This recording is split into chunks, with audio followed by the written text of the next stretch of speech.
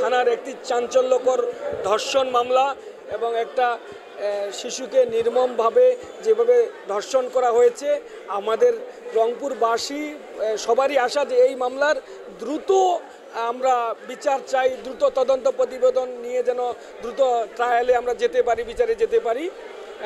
আজকে যেহেতু আপনারা জানেন যে ধর্ষণের মামলায় ফরেনসিক রিপোর্ট করতে হয়, ফরেনসিক পরীক্ষা করতে হয়, ফরেনসিক রিপোর্ট না আসার কারণে এখন পর্যন্ত তদন্ত প্রতিবেদন দেওয়া হয়নি।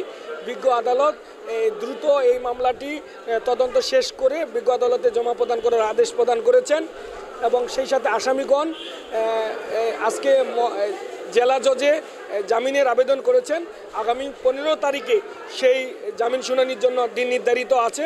আমরা 15 তারিখে বিজ্ঞ আদালতকে জামিনের বিরোধিতা করব এবং এই মামলা যাতে দ্রুত বিচার নিষ্পত্তি করে আসামিদের সর্বোচ্চ শাস্তি মৃত্যুদণ্ড আমরা দাবি করছি।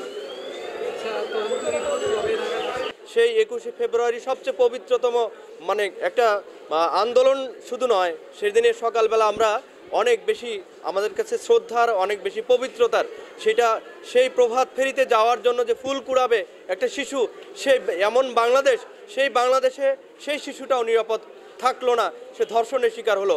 আমরা মনে করি আজকে এই চাঞ্চল্যকর যে ধর্ষণের ঘটনা ঘটলো, এই মামলার অতি সত্বর এটা তদন্ত প্রতিবেদন দেওয়া হোক। আপনারা জানেন যে ধর্ষণ মামলাগুলোর রাষ্ট্রীয়ভাবে আজকে আন্তরিকতার সাথে তারা বলছে যে এইটার বিচারের জন্য যা যা করা দরকার সবটাই করবে। কিন্তু আমি শুধু এই রুহুল আমিনের বিচার চাই, আমি এই ধর্ষণকারীর বিচার চাই, আমি রাষ্ট্রের কাছে বিচার চাই, আমি এই রাষ্ট্রের কাছে বিচার চাই, আমার ধর্ষণিত মেয়ের আমি বিচার চাই। আমি শুনেছি যে হাইকোর্ট থেকে জামিন নিবে, ও জানি কিছুতেই জামিন না পায়। আমি দেশের কাছে, রাষ্ট্রের কাছে এটাই আবেদন করছি, আমি যেন ওই ধর্ষণকারীর ফাঁসি চাই, আমি ওর ফাঁসি চাই। আমার ছোট বাচ্চা একটা ওনাদের বাসায় যাইতে পারে না, ধরে মারধর করে পর্যন্ত এরকম হুমকি দামকিও দিছে, বলছে যে এখানে আসলে আমাদের জায়গা জমির আশেপাশে আসলে আমরা তুলে আসার মেরে মারবো, দেখি কে কি করতে পারে, কয় বিঘা সম্পত্তি যাবে দেখে নেব।